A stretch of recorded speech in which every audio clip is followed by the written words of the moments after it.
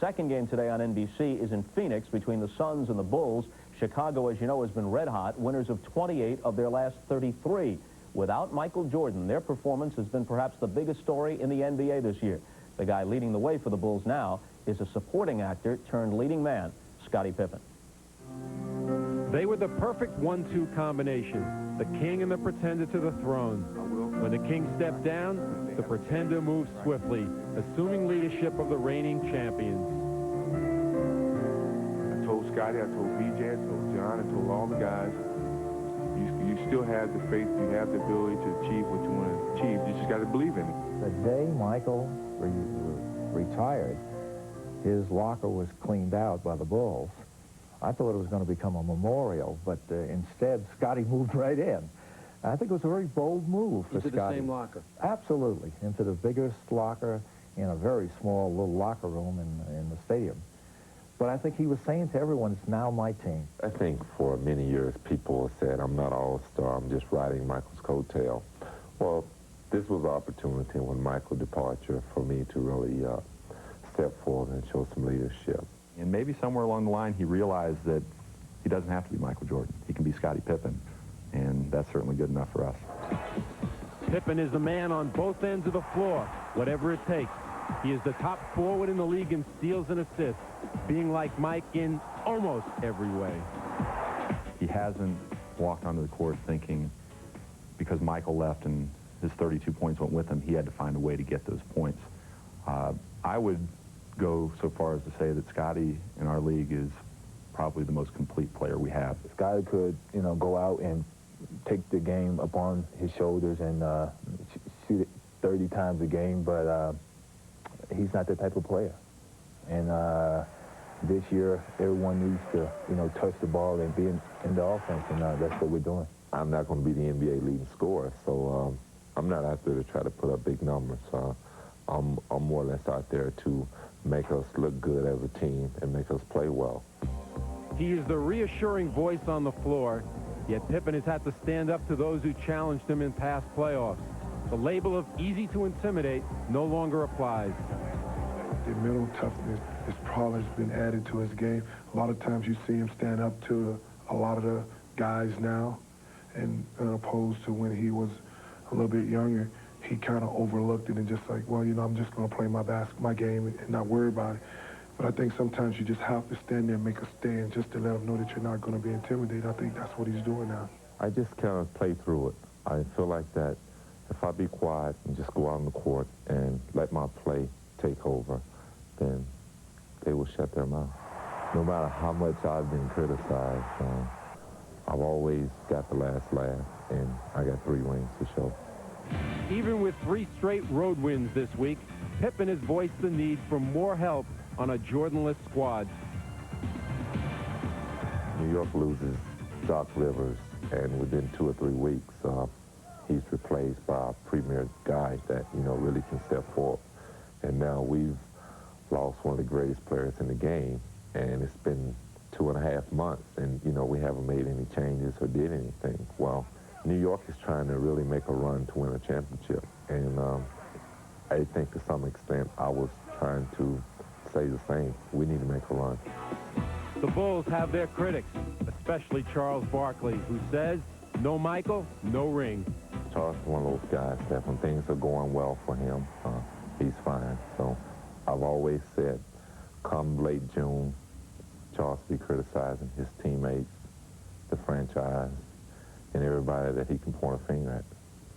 Well, maybe Charles Barkley would like to respond to Scottie Pippen. We'll afford him that opportunity when Charles joins us live in just a minute after a message from Prudential. Look at those eyes darting. He's getting ready to say something. There's a word from the NBA coming, and then we're back.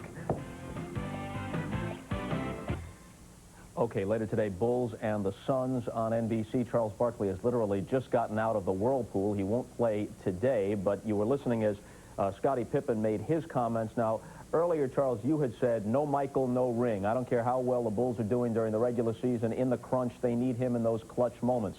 Scottie Pippen, among other things, just said on tape with us, Charles is the kind of guy who points fingers at everybody unless things are going well, and come June, he'll be blaming his teammates in the front office and everything else. What do you say?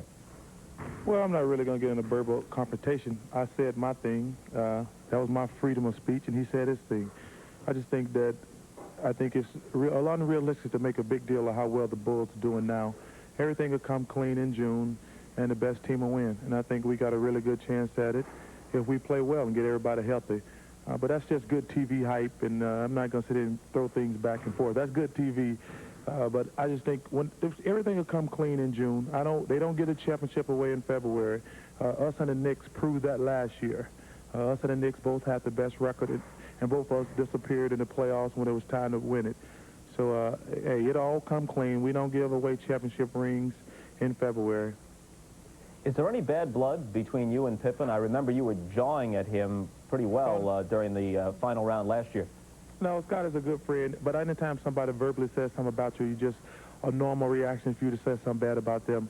But I'm past that stage right now that I don't get into verbal confrontations anymore. I just think that no championships is won in February. We learned that, like I said, we learned that, and the Knicks learned that last year. And when June come around, you know, everything will come clean. And I just think that I don't know how a team can go from having what people consider the best player in the world to losing him, and then all of a sudden they're championship contenders again. I don't think it's ever happened. Not that I can remember, but I'm only 30. Maybe y'all guys are a lot older back in the studio. Maybe y'all can remember that happening. But I think the Bulls have a very good team. I said that, but they don't ever bring that out. I just think they're going to miss Michael in the playoffs. Were you criticizing the Bulls as they're presently constituted, or more defending your buddy Michael? Because to put it in context, Horace Grant had said, look, Michael's great, but we're more of a team without him this year. Was it that prompted it, a defense of Michael? No, but you got to remember, Horace Grant's the guy who spelled team T-E-E-M. So, you know, he's not all there all the time. But I just think that Scottie Pippen, I respect him a lot. Like you said, for them to make a run at the championship, they need more help. And I appreciate him and I respect him for saying that.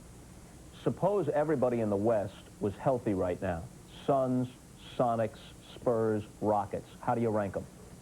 I think it's a toss-up, Bob, to be honest with you. I don't think there's any dominant team in basketball. And I think the three best teams in the league are out west, and the Knicks are right there, and the Bulls and the Hawks. But I think if you're going to rate the teams in the league, the Sonics and the Rockets are definitely going on record alone. They're going to be tough to beat. But I think if we're healthy, we can beat either one of those teams. But they're not so much better than we are. Last thing, are you going to play in the All-Star game next week in Minneapolis? Pop, that's a week from now. You never know what can happen in a week. But do you expect to play? Yes, I do expect to play. I tell you what, if it was a life-or-death situation, I probably could play today. But we only got 3 games to go before the All-Star break, and we don't want to risk our season on 3 more games. So we're just going to, I feel very good. And like I say, I could play today if I had to, but there's no sense in risking the season on three more games. Okay, so I expect to see you next week in Minneapolis, and thanks for being with us this time. No problem. You take care of yourself and tell the little fella I said hello. Okay. The Suns, the little fella would not be me, it would be a littler fella, my 7-year-old son, who's rather fond of Charles. The Suns, minus Charles Barkley, meet the Bulls in the second half of our doubleheader. The second half of the Knicks and the Magic is upcoming. We'll rejoin Marv Albert and Matt Kukas right after these messages from your local station.